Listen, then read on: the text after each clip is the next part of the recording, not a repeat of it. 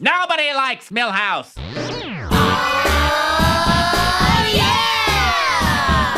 Class of 3000 sing! Oh shit, you can tell Tariq getting desperate. He pulling out the big guns. Leave me alone! You know, it is getting so hard. It's so hard to find the will to do these damn videos when the result is shit like this. You niggas in trouble, and guess what?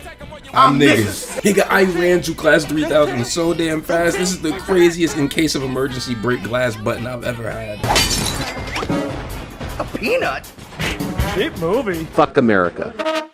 Do I watch cartoons? Yes! Class of 3000. He said funk, kid! Why does Genius say talk? What gluten-free white boy wrote this shit? Class of 3000 was a Cartoon Network animated series created by Thomas Lynch and Andre 3000, world-renowned acclaimed rapper and star of John Singleton's Four Brothers, where his other three brothers are Tyrese and two white niggas. Created in 2006, it may have only ran for 2 seasons, but despite that, it's had an unparalleled effect on little black kids around my age. Unforgettable music, crazy art direction, great characters, we got a lot to talk about. So join me as I play the YouTube guessing game and continue to roll the dice to beg for just a fucking crumb of video banger. What video does the algorithm want? I've tried everything. So nobody's got a W for me? What's a man gotta do around here to get a W? I don't know, nigga. You tell me, shit. Throw down. Let's get this thing pumping like fried bologna. It's been a while since a nigga did something for the fucking culture. This is the art of Class of 3000. I will laugh so damn hard if this is the fake out. Wow, you niggas have no faith in me whatsoever. God, really. And would you look at that? You have a special guest. Thanks for having me, y'all. This will be so much fun. That's right, everybody, settle in. It's gonna be a Man of 1,000 Thoughts feature. Yeah, here's the clicker. No one to blame you. Nigga, fuck you. This ain't televised, they telling lies, but promise I won't. We been patronized, they taking lives, I'm on my way home. Relax my mind about half the time I'm watching cartoons for knocks, how I'm locked in my room. Of course they resemble my skin when I watch too. Hypnotizing, tannic, how I follow through the vibes. Okay, dreaming mama's proud as if she looks through Penny's eyes. I'm the man of the house like Oscar. You deceive, I believe need Oscar. James Earl, when I speak, I'm a fosser. Gotta swerve in the streets, never block us. I go, feel more, just try to make you feel more. Through the halls I felt storms. Looking at me cause I don't like what you like, you feel torn. Should've smacked your like slick back, you ain't seen pimpin' before. For the stars I shoot pimpin', no boy, you best set the score. Hey y'all, look who I found. International music sensation, Sonny Bridges. I see you move, I'm checking your smile. Not jump, folks! Sonny, you're the greatest teacher we've ever had. It's a pretty good award just knowing what a great teacher y'all think I am. We sure do. I think you the greatest, man. Sometimes you gotta. If y'all will let me hang out here for a little while, and you promise to bring the fun, I will show you how to put the K on. Yeah, this great. Starting the Class of 3000 video off with green light? Niggas gotta stop acting like I'm not the best to ever do it, man. Get the fuck out of here, man. What the fuck? Class of 3000 was created by Andre 3 Stacks and Tom Lynch. Lynch was actually fresh off creating the Romeo Show for Nickelodeon, which is a show that I remember nothing about except the theme song, despite owning it on my video now. I'm so ICDC. I'm so ICDC college. ICDC. Andre Benjamin College. That's for me! And this is Andre 3 Stacks Benjamin. Someone who needs no introduction despite me just introducing him. Unless you're 14. And in that case, no kids allowed. Fuck out here, dude. You want to talk about a man with impact, you look no further than 3 Stacks. Okay, musical impact, you pedantic dicks. Shut up. Anyway, the man's come up with Big Boy gave a voice to the South for rap and gave it that southern flavor that was needed. Most other rappers were afraid to do something different in their sound, and Andre was over here making a jazzy rendition of my favorite things from the Sound of Music. Andre be letting his stacks hang, and people love that about him. Every time people see he's featured on something, they go and listen.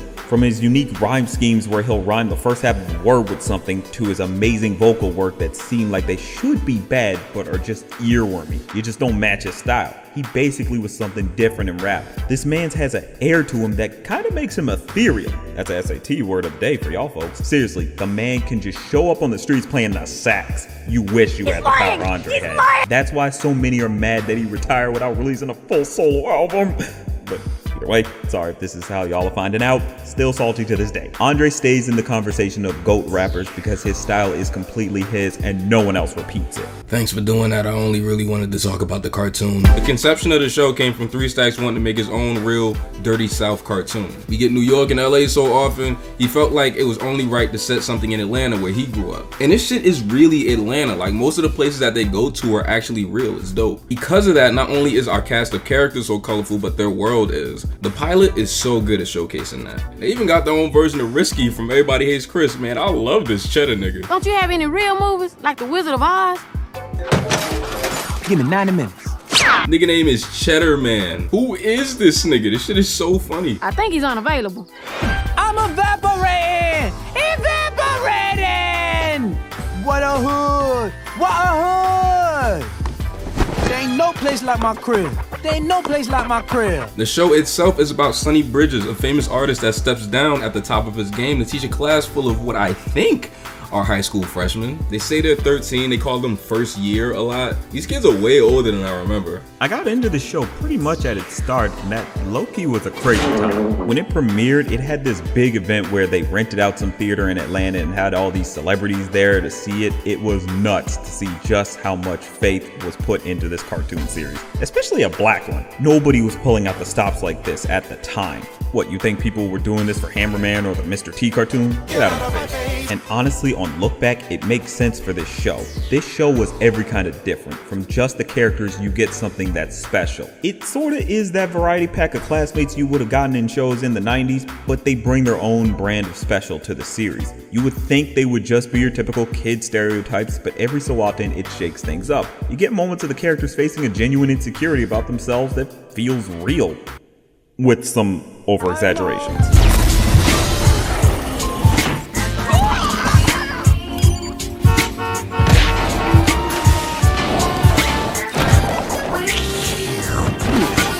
Hey, it's still a cartoon, people. They still gotta make it fun, but it can still be relatable. Like when the gang all turn themselves blue just to hold on to fame, or Kim and Cam wanting people to know that they're their own person. You get that feeling of relatability that makes the characters stick. One aspect that I truly love is not just that they learn from each other, but even Sonny can learn from them. He's not some benevolent being that swoops down to teach lessons. Sometimes he's fallible like them and makes mistakes. Hell, sometimes he needs saving just like the kids. Man's let a Yeti in his crib eat up all his food and use his gym. Of course he's gonna need some help sometime. The Yeti, my homeboy. But that's what elevates the series above the rest of celebrity cartoons. Everyone can learn. Commercial! Oh, I'm gonna get some graham crackers. Today's video is actually brought to you by the service Scentbird.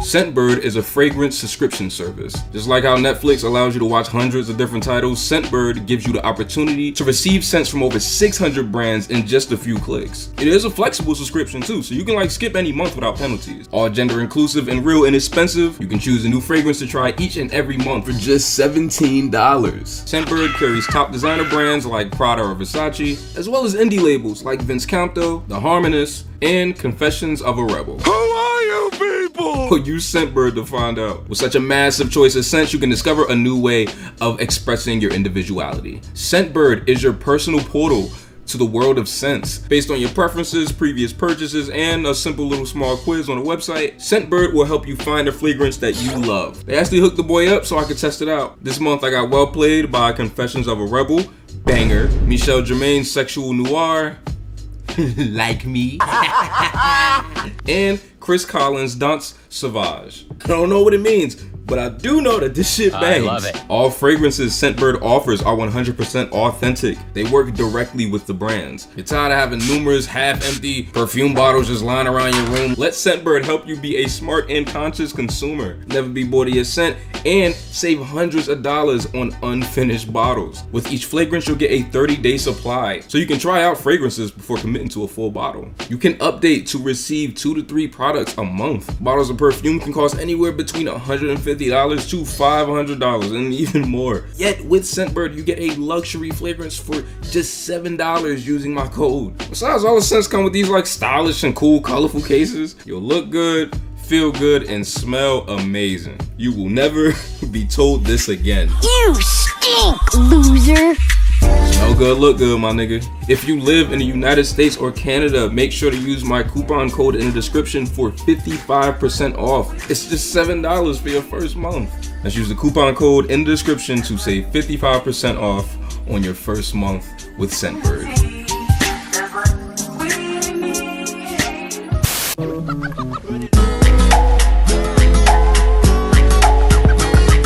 Sonny Bridges is the coolest fucking cartoon character on the planet. I love this nigga so much. He's smooth, slick. Look at the way he's animated. He's kind of like the Mary Poppins. 3 Stacks' great vocal performance matched with all the cool shit that they make him say. It just creates the most unforgettable cartoon character. And he's so damn likable. Like, I don't even think anybody in this show doesn't like this nigga. Except Buddy right here. Man, cartoons really love that whole bizarro versions of the characters thing, huh? Madison look like she finna bite the nipples off baby bottles in the store.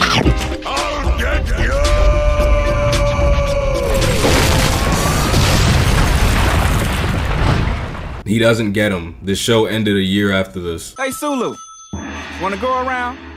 Oh, and I heard you talking about my hat, too. As you wish. Uh-oh. They start fucking, it was gross. Sonny to me is the perfect celebrity personification. He's made to be like an ethereal being, but at the end of the day, he's just a human. He's not meant to be perfect. We see him screw up sometimes and need the kids to come bail him out. I do love how he teaches the kids these life lessons. My personal favorite are the record label one with Lil D and the kids turning blue with Eddie. You get that genuine sense of care for his class that shines through, that feels reminiscent of that one teacher you had that really cared about your education, but also wanted you to be streetwise as well. Shout out to Mr. Hayes, if I remember your name right. God, if he sees this, I hope I got his name right. You just as guilty as the rest of us, Lil D. Hey, we can play the blame game all day. It still ain't gonna change the fact that I never take responsibility for anything. Lil D was great with his apprenticeship to Sonny. There's no feeling of him being a troubled youth or nothing. He's just a carefree kid who just needs a bit of guidance here and there and can also give some himself. He ain't the de facto leader, which, let's face it, if he was, Georgia would probably be on fire. Gotta do it like the Gumball clip where he nuked everything. I think we all know where this is going, so let's just skip to the end. Lil D is the true main character. We spend a lot of time with all of the kids, but Lil D is actually who we start off with in the pilot. He's the reason why Sonny becomes their music teacher and decides to stay home in Atlanta for good. I love Lil D having a different hat in the pilot. It reminds me of what Gravity Falls would do years later with Dipper. It's a great way to separate the pilot from the rest of the show, just off the first glance. Your first episode is your turning point. You have to tell us the reason why, out of all of the places that we can start in the story, why exactly are we starting here? Simpsons roasting on an open fire may not have been the first episode produced, but it's a perfect introduction. It's when the family becomes whole. Like the first Billy and Mandy is when they meet Grim, shit like that. And honestly, a change in the main character's clothing is a crazy unique way to say after this point, everything is different. But we never see Lil D get the sailor's hat. He just kind of has it on in the second episode, so fuck it, it doesn't even matter. That shit I used to say, it doesn't fucking mean anything. And it's really cool that the first episode explicitly explains to you Lil D and Sonny's relationship. I remember when we got deeper and deeper into the first season of Abbott Elementary, which is sincerely the best show on fucking television. One of the things I really admired about their approach to rounding out the characters is that it taught me a lesson in storytelling that I feel like a lot of people could learn from. It really came full circle in this scene with Gregory and Mr. Johnson. So wait, you never dreamed of just doing one thing? Sure. But a dream can be a distraction just as easy as it can be a goal. I think this very clearly highlights one of the most important aspects for not creating one character, but a cast of characters. How they both work off each other comedically is 1000% important. The differing personalities, how they clash, it is important. But I'd argue that the most important thing is to figure out what each of these characters can learn from each other. Gregory and Mr. Johnson are two characters that you'd imagine would be really funny together. The uptight nature of Gregory and just how wild Mr. Johnson can be sometimes. But I think it's really special that these characters that you wouldn't really think would have this kind of interaction can actually come out of it as better people simply because of who they are. Sonny is Lil D's teacher. He's obviously gonna learn a lot of music stuff from him, but the first episode illustrates that it doesn't just stop there. Sonny teaches Lil D the value of his neighborhood, the gold in an area that he cannot wait to get away from. Instead of approaching everything like, I just can't wait to leave the hood, you should look at it as, I'm thankful to be in this hood. There's so many things around me that I should take in and enjoy. The rest of the hood is lame. I can't wait to get out of here. Little man, soaking up your hometown, that's what make you who you are. I don't think I've ever seen a cartoon written like this. This is the kind of shit that I felt like I've always wanted. It's funny to think that it was just here the whole time and I just forgot, I guess. Meanwhile though, right, Lil D very much reteaches Sonny the true value of music. Sonny starts to show as a jaded musician someone who let the overwhelming nature of the business swipe away his passion for what he loves. Hey, there's the arena. This is my stop, this is my stop. This is my stop, this is my stop. Golly. I want that Daria bad, huh? This is my stop. And I think what Lil D is supposed to symbolize is a younger version of Sonny that still has that spark, the very missing piece to get him back into falling in love with his passion. You got in that limo with all those people. Yeah, I did, but then I started to think. When I saw Lil D playing my old beat machine, I saw myself. And I knew then that's why I walked off stage in Japan. I stopped having fun. Sonny learns to love music again, all through just being around Lil D. And I don't know if I can think of too many cartoons of this era with a more interesting character dynamic than this one.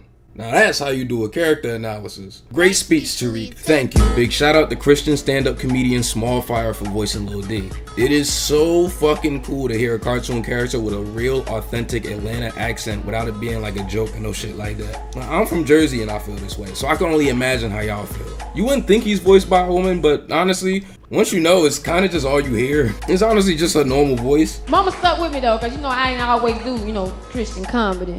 I start off on the other side. I believe I see a few witnesses. Time to live the dream. Some of her line reads are so fucking funny. Okay, everybody, who in the mood for some healthy jogging? All of the voice acting is great though. I never noticed as a kid, but every character kind of talks in the same southern accent. That's such an impressive and important detail. I've never heard a cartoon that sounds like this. I'd recommend watching the Christmas special if you want to hear Lil Jon and Andre 3000 argue with each other. I can't believe you ruined another Christmas for me. Got to be more careful. I ruined another Christmas. Lil D was the one who weighed down the sleigh and caused us to crash. Okay, fine. But I wouldn't even be here if you would have got me my roller skates back in the day. Oh, for goodness sake, Sonny. Stop acting like a child and get over it. The voice of Tamika is actually the voice of Libby from Jimmy Neutron, who was one of my favorite characters from that show, and also one of my wish picks for Nick All-Star Brawl. She's also known for such monumental roles as R. Kelly supporter. Yeesh. I want a cookie. We ain't got none. Alright, so let's actually talk about Tamika. Give me a break, please.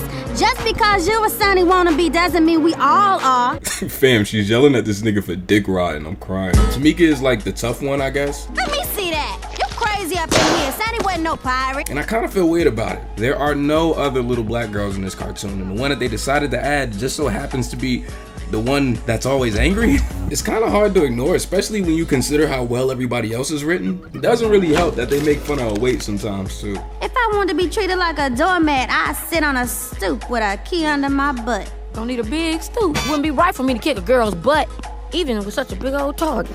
What you say? Like, I get that kids talk like this, but they literally don't do this with any other character. She's not one note of static or anything like that, but like, why did you have to pick the black girl to do this with, son? I guess what I'm trying to say is, the black woman doesn't always have to be the aggressor. The black woman doesn't always have to be the loudest one. The black woman doesn't have to be the one that's always mad. Not saying that you can't create a character like this. I can't tell you what to do, y'all grown. But if you have to make the black woman the angry one, like really have to do it, the very least you could do is not make her the only one. And make it clear what she's angry about, right? Because black women do have a reason to be mad, but they make those reasons mad trivial in shows to make the anger seem unnecessary for comedy. To put in perspective how common this was, you remember when I said that she was voiced by Libby? You ever notice that Libby is the exact same way? That's two characters from the same era voiced by the same woman, given the same tired ass personality traits. And I ain't even get to Miranda, son. Listen, if I'm tripping out, somebody please tell me and I'll kindly shut my fat ass up.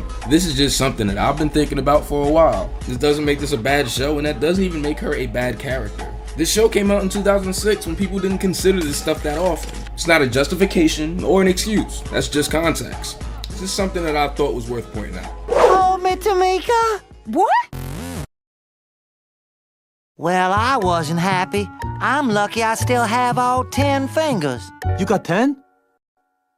Wow, you are rich. This joke broke my brain as a kid, and I haven't stopped thinking about it since. Eddie is the rich kid. Big D got me a gig on live TV tomorrow, and y'all ain't invited. That's all right. My daddy owns the station. We are always invited. Yeah, but I didn't say which station. Daddy owns all the stations.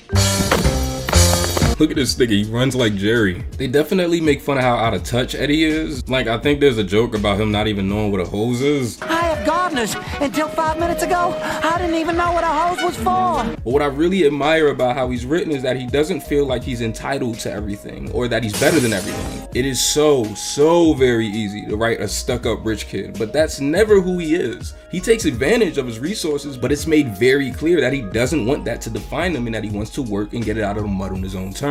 You should never work a day in your life. Your dad is loaded. But I want to have a job. What part of your dad is loaded did you not understand? I do really like Eddie's Spotlight episode, Eddie's Money. That's the one that Rich Shade of Blue comes from, but I do think that it's kind of a missed opportunity. The episode is about Sonny trying to get emotion out of Eddie, the blues, something to bleed into his music. And it's reflected in the song, how he has everything money can buy, but within lies this desire for more, just not true happiness. He got everything he wants, but everything he needs, money don't buy.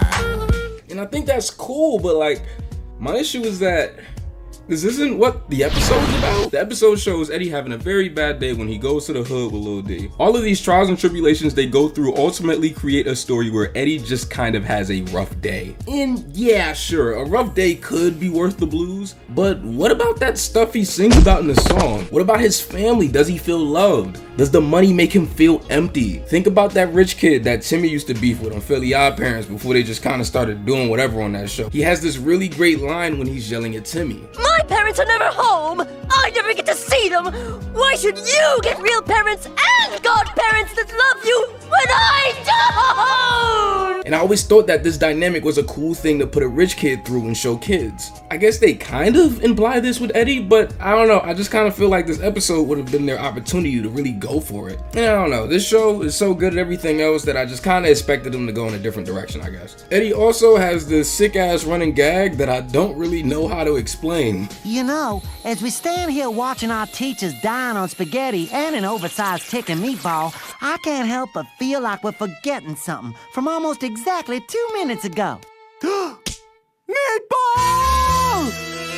You know, guys, as we stand here in this underground tunnel watching a 13-year-old apply high explosives to a growling door, I'm having second thoughts about fire in the hole.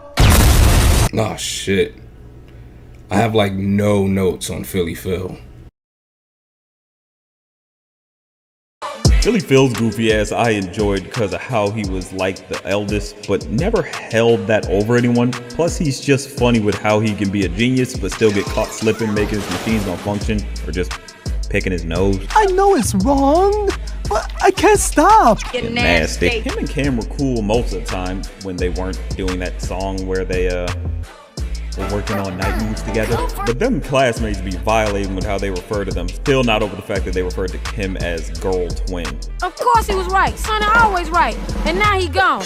And you made him leave. Girl twin. Joe was wildin' sometimes. But they were still fun in their own individual respects, with Kim being more of a fashionista and kind of self-centered every now and then, and Cam just being a brainiac who very much could just be up his own ass. Why does everyone leave while I'm talking? And why do I keep talking when everyone's gone? What? Now you can cut away! Tell me what to do, boy. Fuck you. There's Cam, piano boy, master of The Keys, probably my least favorite kid if I'm being honest, but I definitely still love him. Oh man, stiff competition. Thank goodness no one I know saw me. And this is Kim, the girl twin. Girl twin? She's more of a percussionist. Positive I spelled that wrong. I don't use spell check. Both of them kind of get meshed together sometimes. They're not alike at all. They just kind of have similar sounding names. But that doesn't stop the microaggressions. Wait a minute. We didn't sing our blues verse. Yeah, we had a great rhyme worked out about how nobody pays attention to us. It rhymed with superfluous. Kim and Cam's art together is more about acceptance, accepting each other for who they are and working together despite their differences, because these niggas can be fucking difficult. I don't even think the kids like these niggas half the damn time. The rest of these votes all say the same thing. Cam and Cam.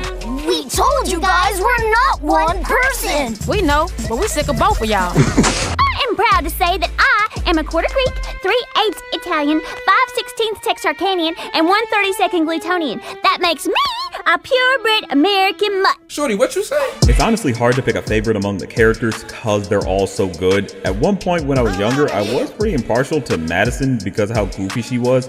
Even now, I still have an affinity for goofy female characters, which is why I love Daphne and Be Cool Scooby-Doo, if anyone remembers that one. What am I saying? Of course y'all don't remember that one, because it looks like Family Guy. Racist. But with Madison, she was just so sweet yet naive on things. You couldn't help but have a oh honey moment with her. I didn't realize that a lot of what they did with Madison would just make her too stupid to know that she's being racist. This shit is hilarious. Cam, does watching this make you homesick? Not at all. Especially since we were born in Columbus, Ohio. Shutting the fuck up is super duper underrated, man. Sooner or later, y'all niggas gonna learn that. And at some point, somebody gonna have to put their hands on this little white girl. She been getting away with too much for too damn long. Did you take the bus to school today? No, Madison. I drove my daddy's Bentley. Well, I thought you never met your dad. Hello?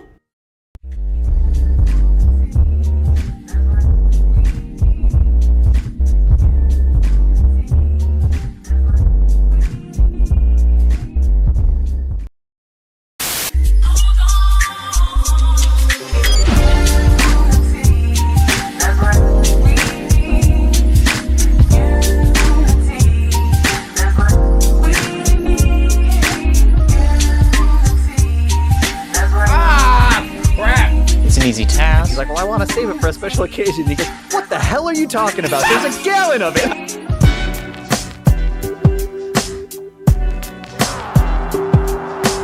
This is without a doubt the best looking cartoon I've ever talked about. How the fuck do you even explain the look of this cartoon? Let's take it back a little bit. Y'all ever seen Fantasia 2000? If you have, then you know that objectively the best segment is Rhapsody in Blue. If your favorite one is the Sprite one, then you probably got the little evil eye and some butterflies in your bio. Don't delete it now, nigga, I saw you. Rhapsody in Blue has this crazy cool looking art design with characters based on the art style of Al Hirschfeld. Look at the flow of his work. Everything is slushy, boneless. He can draw one line and the flow of that specific line just kind of forces the rest of the pose right out of it. Class of 3000 1,000,000% borrows a lot from this. I ain't see it in no sources, but it's pretty obvious, which you can see if you stop drawing and look up at the video. Oh my gosh, how did he know that I was drawing? Fuck out of here. Everything has a bounce, a flow. Crazy textures that kind of remind me of myself, if I'm being honest. There is no way this show didn't cost a fucking arm and a leg to draw. These niggas was going crazy. Lil D has this crazy like chowder thing going on with his shirt in the second episode. I don't even remember this shit. The animation of this show is staged like a lot of shows from this era. I think I talk about this in that Slacker Cats video, where the staging is set up so that it could be readable in 4:3 because everyone didn't have HD TVs yet. Still looks good on widescreen though, but if you weren't watching it like that, you wouldn't really be missing anything. Nowadays, nothing is made like this. You have to. Yes, it is. One of a kind. In spirit, y'all. In spirit. Oh, do I love how good this show looks. This was back in 2006 and it's such a marvel to look at. The backgrounds with this graffiti motif adds that seasoning you need for a series taking place in Atlanta. You can't fake. These would be amazing paintings to have hanging in your room. Each time the characters are walking through the environment, you just want to get lost in them. What amazes me is how this show goes above and beyond with its animation, be it in the regular style or the music videos or even the character designs. It has a strong sense of distinction between everything that all meshes so well together. The music videos are what really elevate it above other animated shows. These all have a look to them that completely switch up the animation style that adds that je ne sais quoi a show like this didn't need, but is highly welcome. What, I had to take French in high school. Leave me alone. It's always a treat to get a new music video in each episode, whereas in other musical shows, it's just a new song with a montage or just changing up of the color palette, which is still nice, but not as strong as Class of 3000. The expressiveness of the characters I can't get enough of. It uses a bendiness with everyone, but they all have a unique bendiness with each one. Nobody feels the same in body or face. It extends the voice work with everyone having some sort of accent to go with the part of Georgia they're from. Every minute you want to pause to look at the details of the frame when they go big on expressions. I'm so glad we got the HD version somewhat recently because it looks even better now. Save for the Christmas episode, they ain't update that. What can catch you off guard is when they let the budget hit even more just for a few seconds for a gag. This show can be loose with its sense of expression. The zaniness of the characters just makes this a laugh riot with a lot of the jokes. Even the more subtle jokes can get a good chuckle out of me. Like the one where Philly Phil just looks at Madison like she's crazy. It's so simple, but it's a gut buster. They even be getting off really funny sight gags. Just the one where Sonny told Eddie to make his clarinet sing, and that thing starts sounding like R. Kelly. No, wait, can't use that one. He makes it sound like Luther Vandross. Yeah, there you go, he ain't controversial. Wonder what he's up to now. He's dead. He's like, up to death. Huh. I gotta look at the news more. Or like, Wikipedia? Speaking of which, fam, that music? Wow, Lord, that shit was so ass. No, y'all say y'all face though, right? The music to this fucking cartoon is insane. Niggas be like, oh, every Phineas and Ferb song knocks. Oh, out of here. I see you blasting Come On Kids, I'm snuffing you. Come on, kids. And let's squat daddies and little I don't got time for this. Hey, breathe, bro, breathe. I'm not leaving him. Backyard beachhead ass niggas. They got this little white boy rapping like that. There is not a single L on this track list, bruh. Throw down, nigga. Throw down. Life Without Music, UFO Ninja, Oh Peanut. Well, actually, I kind of just think Oh Peanut is okay. The Luna Love, Fight the Blob, We Want Your Soul. I'm about to get brolic, son. If you grew up listening to the soundtrack, you could actually always tell which episode is which because they use so many instrumental motifs throughout each episode that you could just kind of match them up with each song. Ah, lunch. The most important meal of the day. Banana soup, ooh baby, do what you wanna do. Banana soup. Through that in season 2, the songs didn't exactly have the same amount of effort put into them. Repeated lyrics, some of these are just kind of long instrumentals that just kind of sound like their background music anyways.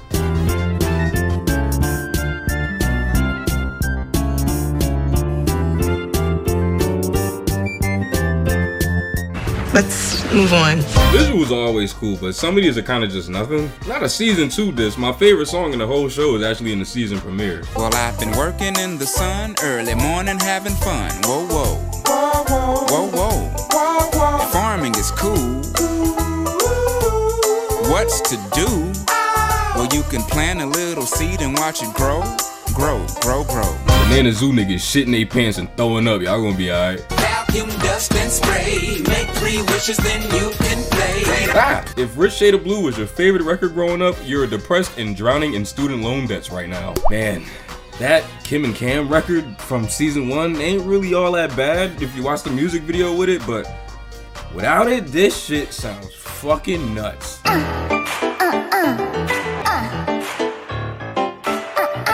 Go for it! Imagine if you had no context and you just heard somebody listening to this shit on like the bus.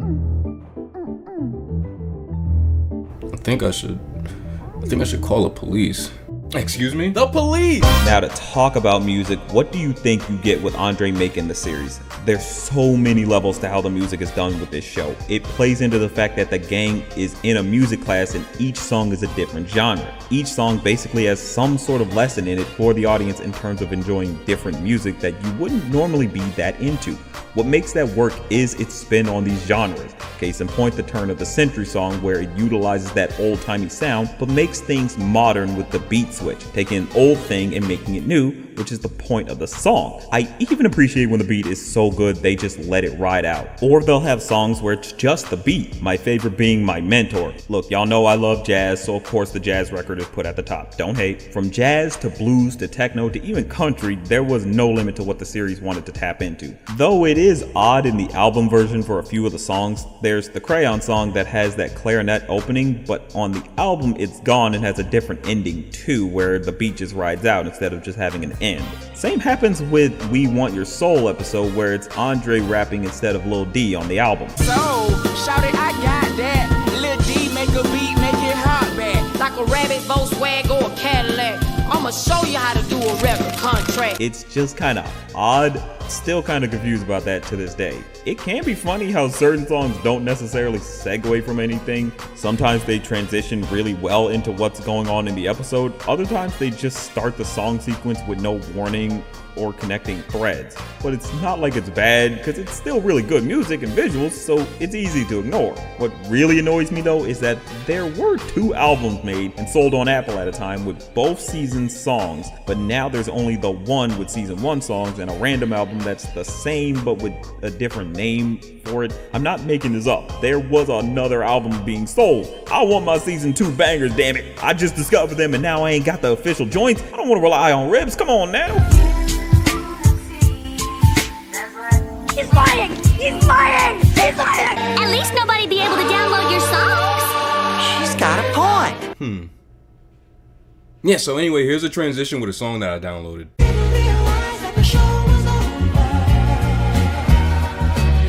Class of 3000 ended after 2 seasons. I know some people think that the lawsuit is the reason why the show was canceled, but after some reading, the show was actually canceled in December of 2007, supposedly due to budgetary constraints, which, yeah, I believe. But the lawsuit actually wasn't until a full year later. And to everyone that doesn't know what lawsuit I'm talking about, here you go. In 2008, Timothy McGee sued 3 Stacks and Tom for $2 million over the creation of Class of 3000. But he claimed that he pitched a similar concept in the 90s to Mike Laszlo, who just so happened to be the guy who greenlit Class of 3000. The original pitch was called The Music Factory of the 90s. It followed a group of young artists trying to start a music career in Atlanta, following a tough, full of attitude female executive, a young techno-whiz sound engineer, a talented young Asian singer, and a central eccentric young singer/rapper. No, this nigga ain't get mad because these niggas was Asian, because they don't even fucking sing. Nigga thought he invented Asian kids? Fuck. But in 2012, the case was dismissed with this quote from the judge. Class of 3000 is a children's cartoon that is fast-paced, whimsical, and laden with traditional cartoon slapstick comedy. By contrast, Music Factory is aimed at an adult audience,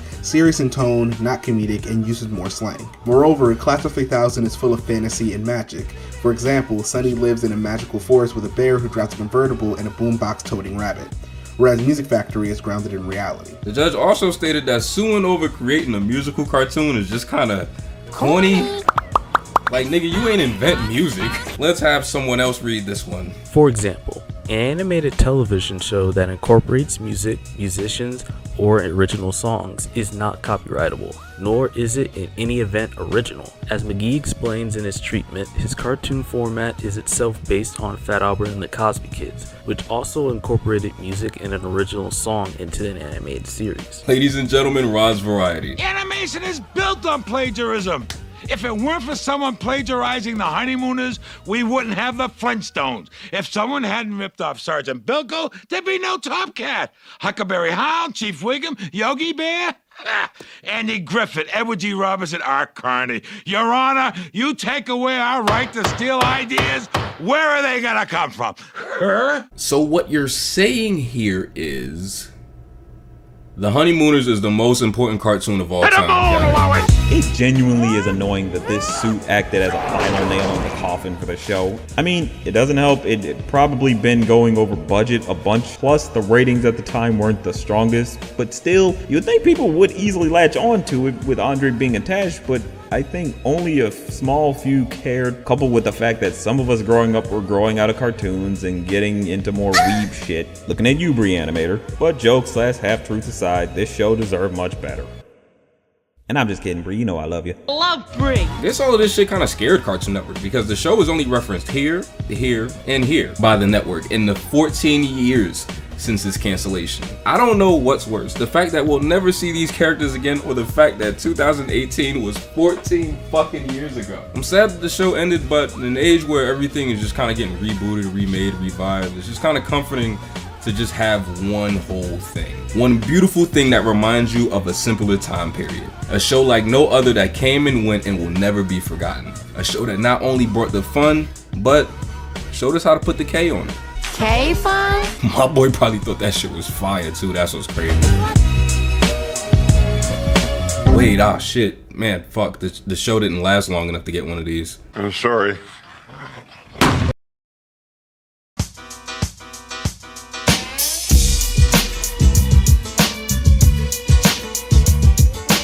You know what really makes this type of series stick? It's that feeling of uniqueness that some shows neglect. At no point can you say you had a show like this. You often get people talking about these animated musical series, and it's usually about stuff like Phineas and Ferb or My Little Pony. But honestly, the one that is the pinnacle of all these is Class of 3000. It carried itself with a vigor that Andre basically said when Outkast won Best Rap Album for their first album. They had something to say and they made sure they were heard. It still stands as my all-time favorite animated musical series. The characters are the most unforgettable and lovable cast you could get, and you could kind of see either a little bit of yourself or someone you know in them. The music reaches across the board, so there's basically something for everyone to listen to. It's arguably the most re-listenable soundtrack for an animated musical series of all time. I'm willing to put my stake on that. The animation is absolutely gorgeous, and at no point could you say this looks bad, and it goes above and beyond what it needed to, and that's just something you have to appreciate with this type of show. At the time, it didn't do too hot in the ratings, but Andre said it best in the Class of 3000 theme song. As long as it's jamming, all the cool people will play it. Man, I ain't never seen nothing like Class of 3000 before. A lot of these celebrity animated series just kind of feel like cash-ins and yeah, it's just because they are, yeah. But Class of 3000 feels like 3 Stacks in them really has something that they wanted to tell kids. He had a vision for this show that he wanted to see through. And maybe with his ambitious art style, gigantic scale music, and just slew of guest animators, maybe it ended up biting off way more than it could chew. But you know what? Sometimes it's worth it, because without that, we wouldn't have this insanely marvelous animated musical achievement. This was the first time I got genuinely excited for the next 2 weeks of my life just based on the first few notes of the theme song. This shit had me hyped out the gates. I kept forgetting to take notes because of how much fucking fun I was having. And while watching it, I got frustrated because we will probably never see anything like this ever again. Man, I really forgot what it feels like to genuinely relate to a show. Not seeing characters that look like you, not seeing something that reminds you of the situation, genuinely relating to every aspect. I do all of these videos and all these shows that I like, love even, and I can always find a character to fall in love with or a story beat that I really want to see through. But Class of 3000 perfectly encapsulates my emotions on art, the artistic process, and all of the emotions that come with it. All wrapped up in this beautiful looking nostalgic bow that just makes this rewatch all the more better. I think what I'm trying to say is, Class of 3000 did for me what Lil D did for Sonny in the pilot. It showed me why I love animation, it showed me why I love music, and it showed me why I love to do these videos. And that's art. At least to me. This show is music. It's funky, it's soulful, it's fun. Fun, energy, and good vibes. I mean, that's a pretty trademark phrase that I've been using. It's funk. This show has definitely made me more funky. It's sophisticated funk. Well, I was born funky. This will be the coolest place on television, I'm telling you.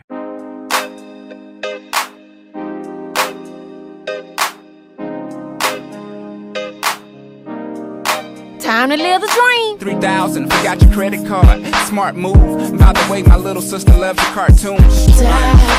Baby, bring that thing back. You know where my heart at. Show the shit you put some love. Somebody stop me from giving this kid a beat down. But man, soaking up your hometown, that's what make you who you are. This is my stuff. This is We my only stuff. did all this because we think Sonny's the best teacher in the world. Let's crank this thing I'm up. a player, yes, it's true, but I cannot be free.